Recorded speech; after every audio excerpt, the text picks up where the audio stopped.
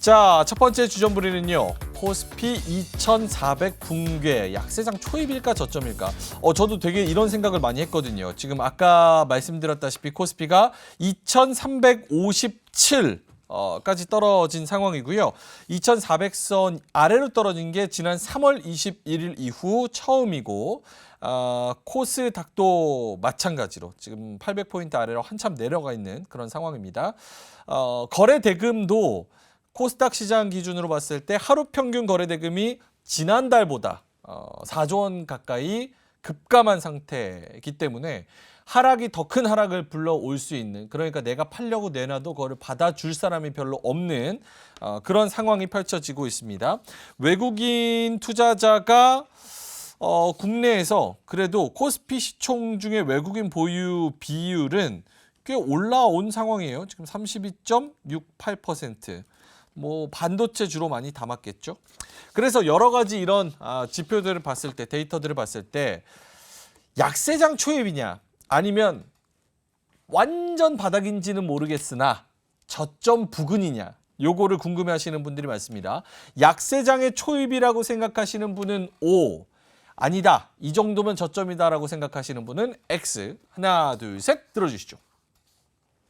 두 분 다 굉장히 긍정적인 분석을 가지고 계신 것 같은데 사실은 미국에서도 그렇고 이제부터 경기 침체 시작이다라고 얘기하는 분들이 꽤 많잖아요.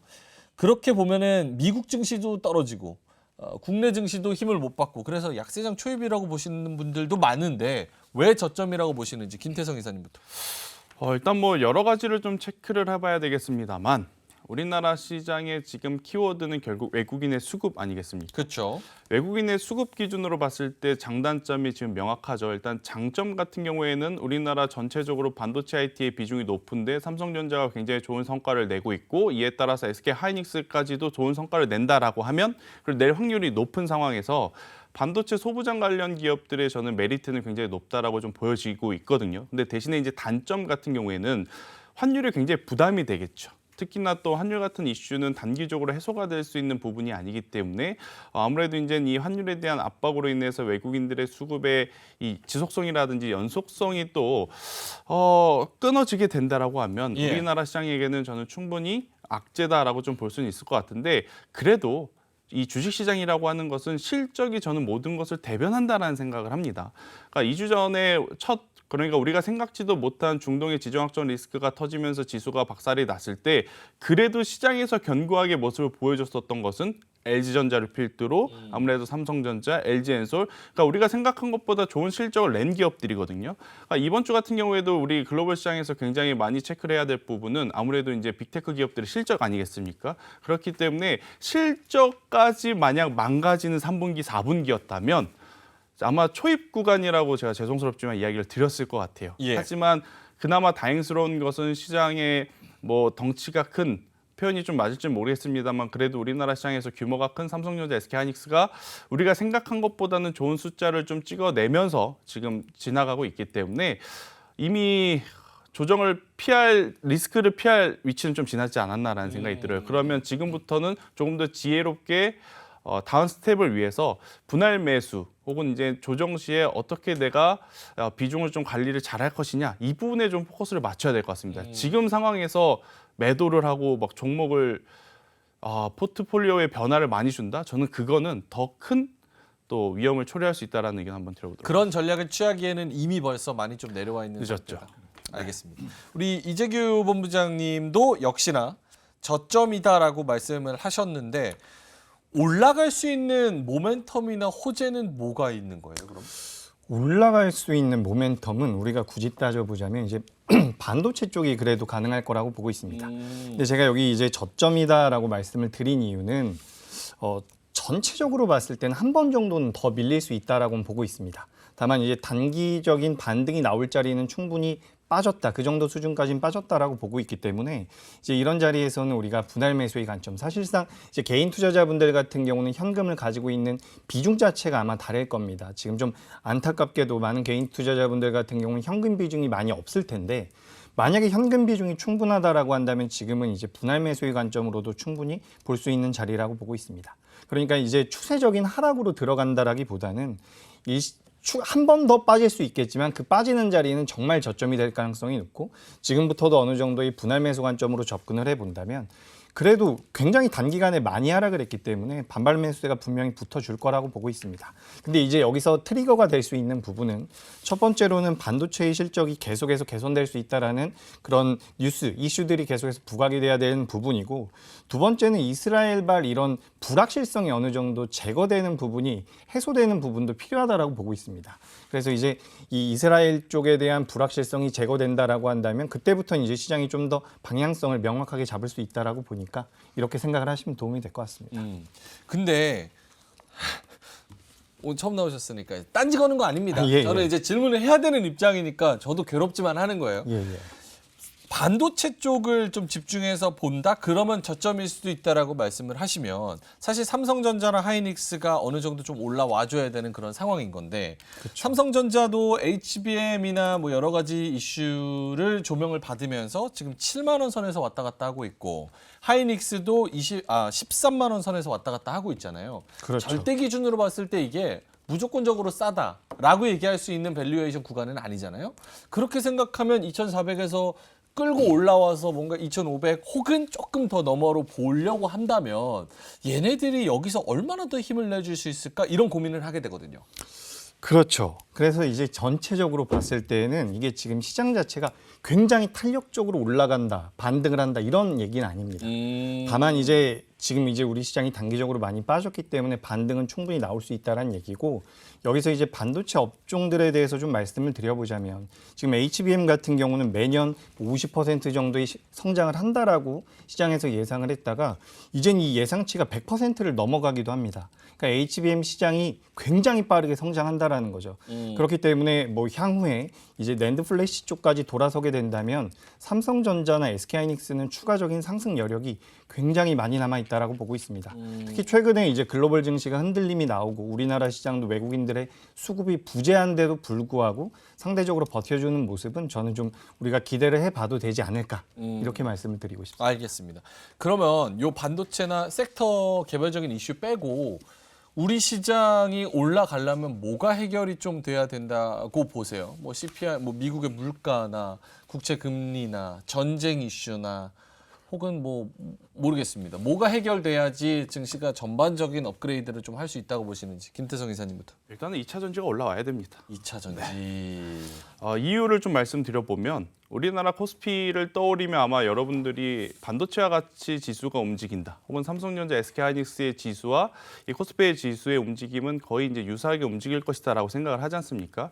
근데 최근에 한번 차트를 열어놓고 한번 보시면 삼성전자도 그렇고 SK하이닉스도 그렇고 크게 조정을 받았다라고 이야기할 위치는 아니에요. 그냥 이러한 대형주들에게는 그냥 흔한 올라갔다 내려갔다 올라갔다 내려갔다 그 위치에서 그냥 흔하게 있을 수 있는 저는 포인트다라고 좀 보여집니다. 그런데 지금 코스피 같은 경우에는 최근의 고점이라고 하면 2,500포인트에서 우리가 2,600 가냐 2,700 가냐 그 이야기를 하는 그 시점에서 2,350까지 다이렉트로 내려왔지 않습니까? 그러면 이것을 주식시장에서 놓고 보면 LG에너지솔루션이라든지 LG화학 그러니까 2차 전지의 이 기업들의 주가의 움직임과 거의 지금 유사하게 지금 연동이 되었기 때문에 우리나라 지수가 여기서 좋은 모습을 보이기 위해서는 결국 2차 전지에서의 뭔가 트리거가 될 만한 이슈들이 좀 나와야 된다. 특히 뭐 아무래도 이제 리튬 가격이라든지 실적에 대한 부진 그것은 우리가 다 이제 알고 있지 않습니까? 예. 그렇게 되면 그것에 따른 기조 효과 혹은 그것에 따른 또 수급의 또 반등세를 우리가 좀 기다려 봐야 되지 않을까라는 생각이 들어요. 그래서 전체적으로 뭐 반도체는 지금 뭐 저는 잘 하고 있다라고 생각이 듭니다. 근데 이제 문제는 2차 전지의 낙폭이 좀 클 뿐. 그래서 이제 2차 전지가 어느 정도 회복만 한다면 지수의 하락도 혹은 지수의 단기 반등세도 기대해 볼 만하다라는 의견 드려보도록 하겠습니다. 이재규 본부장님은 어떤 게 우리 증시의 발목을 잡고 있다고 생각하시는지? 네, 2차 전지가 올라오는 건 이제 좀 더 본질적인, 그러니까 실질적인 매매를 한 분들의 입장에선 2차 전지가 올라오는 게 맞는데 예. 이제 2차 전지가 올라오고 시장 자체가 개선이 되려면 지금 이스라엘 쪽에 이런 불확실성이 좀 제거돼야 된다라고 보고 있습니다. 우리가 이제 확전의 가능성은 낮다라고 보고 있지만 지금 뭐 지상군을 투입한다라는 내용 어쨌든 불확실성이 계속해서 지속이 되고 있기 때문에 여기서 어떻게든 이제 결론이 나서 이 이스라엘 쪽에 대한 불확실성이 제거가 돼야지 뭐 유가도 어느 정도 안정이 될 수가 있고 인플레이션도 잡힐 수가 있고 미국의 국채 금리도 어느 정도 상승을 멈출 가능성이 높다라는 거죠. 그래서 그런 부분들이 좀 해결이 돼야지만 우리 시장이 반등을 할 수 있다라고 보는데 결론을 말씀드리자면 예. 이스라엘 쪽에 대한 그런 문제가 좀 해결이 돼야 된다. 이런 말씀을 불확실성이 제거돼야 된다. 이렇게 말씀드리겠습니다. 결국 시간이 해결해 줘야 되는 거고 우리가 할 수 있는 거는 뭐 기다리는 수밖에 없는. 알겠습니다. 두 분 다 저점이라고 말씀을 하시니까 지금 슬금슬금 살려고 혹은 이미 벌써 사시면서 준비를 하고 계신 분들이 많거든요. 어떤 종목을 좀 노려보면 좋을까요? 뻔한 거 말고. 뻔한 거 말고. 예. 김태정 이사님부터. 저는 제약바이오에서 여러분들이 힌트를 좀 찾았으면 좋겠다. 제약바이오? 네. 뻔한 거 말고라고 해서 와, 제가 지금 생각해낸 제약바이오요? 거거든요. 사실 제가 준비한 것은 다른 거였는데 예. 앵커님이 또 다른 또 요청 사항이 있어서 제가 지금 갑자기 이제 생각난 건 아니고 예. 원픽보다는 거의 이제 두 번째 픽이라고 좀 보시면 될 것 같은데 레고캠바이오라는 기업이 있어요. 레고캠바이오. 그러니까 이제 결국엔 최근에 이제 우리나라 시장 반도체라든지 2차 전지가 쉴 때 그래도 피난처가 됐던 쪽이 제약바이오 쪽이었는데 지난주에 유한양행에서 이제 데이터에 대한 불신 이야기가 나타나면서 뭐 이유 없이 밀린 관련 섹터 기업들 굉장히 많습니다. 그러니까 오스코텍도 그렇고 유한양행이 두 자릿수 밀리면서 그냥 그 섹터에 포함되어 있다라는 이유만으로 네. 이제 하락폭이 좀 깊었던 기업들이 있는데 그 중에서 지금 결국 이제 실적을 보여줄 거냐 아니면 기술력을 보여줄 거냐 이 부분에서 기술력의 좀 선두주자라고 할 수 있는 저는 레고캠바이오 여러분들이 좀 보시면 좋을 것 같고요. 이 기업이 그럼 무엇을 하는 기업이냐면 표적 항암제라고 하죠. 그러니까 기존에 우리가 알고 있던 이제 화학 항암제보다 조금 더 이제 기술적으로 좋은 세포는 건드리지 않고 이 암세포만 이제 공격을 해서 치료를 하는 이제 표적 항암제 관련 기술을 좀 가지고 있는데 이쪽 시장의 규모가 굉장히 크다라고 좀 보시면 됩니다. 그러니까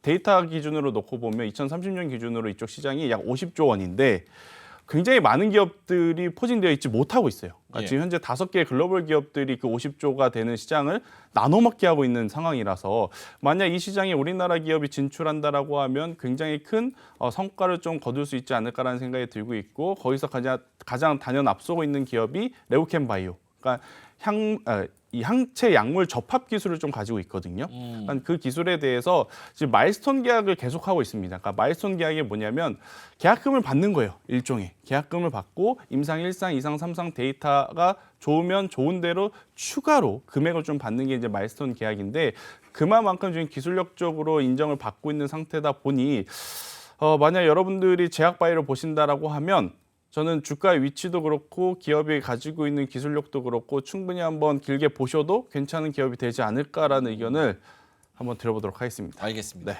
레고캠바이오는 뭐 내용은 그래도 시간은 좀 걸리겠죠. 바이오의 흐름이 그쵸. 다시 오기까지는. 요거 레고캠바이오 뭐 하는 회사인지 좀 궁금하시면 종목 토론실 가시면은 여기 진성주 그 주주들이 여기 쫙 써놨습니다. 네. 요것만 보고 추가적으로 구글링하고 여러 가지 리포트 읽어보면 매우 좋습니다. 오케이, 레고캠바이오. 자, 우리 이재규 본부장님은 종목 하나 주신다면. 네, 저도 이제 뻔하지 않은 걸로 말씀드리자면 저도 똑같이 제약바이오에 대한 관심이 있습니다. 왜냐하면 이 이게 이렇게 된 마당 2판 4판이다라는 내용 그런 느낌인가요? 아니면 그래도 아닙니다, 제약바이오 아닙니다. 좋은 게 있다 이거예요? 제약바이오 같은 경우는 미국에서 이제 금리 인상을 하는 금리 인상기에 굉장히 이제 사업의 그 재무 자체로 부담을 많이 느꼈었던 업종이라고 보시면 될 것 같습니다. 근데 지금 이제 미국에서 금리 인상을 하지 않을 가능성이 좀 높은 상황이죠. 그러니까 금리 인상을 만에 하나 하게 되더라도 이제 금리 인상 이후에는 금리가 동결되거나 나중에는 결국엔 금리가 하락을 할 텐데 금리가 하락을 하게 된다면 제약바이오 쪽은 수혜를 받을 가능성이 굉장히 높습니다. 그리고 이제 코로나 사태 이후에 굉장히 오랫동안 조정을 받았고요. 그렇기 때문에 저는 이제 제약바이오 쪽에서 이제 신약 쪽을 다루는 뭐 한올바이오파마라든지 이런 기업들은 좀 부담이 될 수가 있지만 최근에 많이 올라와서 근데 이런 동국제약이란 기업이 있습니다. 동국제약 같은 경우 이제 좀 전통적인 제약사라고 우리가 볼 수가 있는데 이제 우리 시청자분들께서 보시면 마데카솔 이런 쪽에 관련되어 있는 기업이라고 보시면 되는데 예.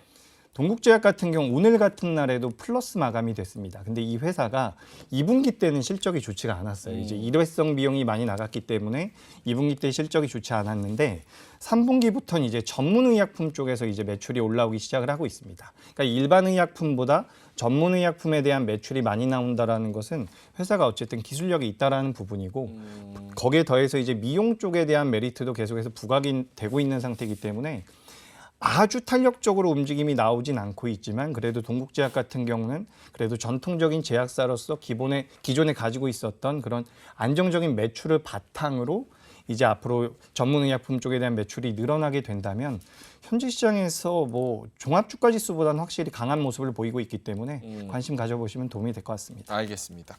동국제약 요거는 나도 투자연구소 본부장님도 투자하시는? 저는 투자를 지금 하면 안 되는 걸로 알고 있어서. 하면 안 되셔서. 예, 그렇죠. 알겠습니다. 그거 투자하면 안 되시면은 좋은 종목 딱 보이면은 좀 아쉽기도 하고 그러시겠어요? 엄청 아쉽죠. 엄청 아쉽죠. 이로운 경제 채널 EBC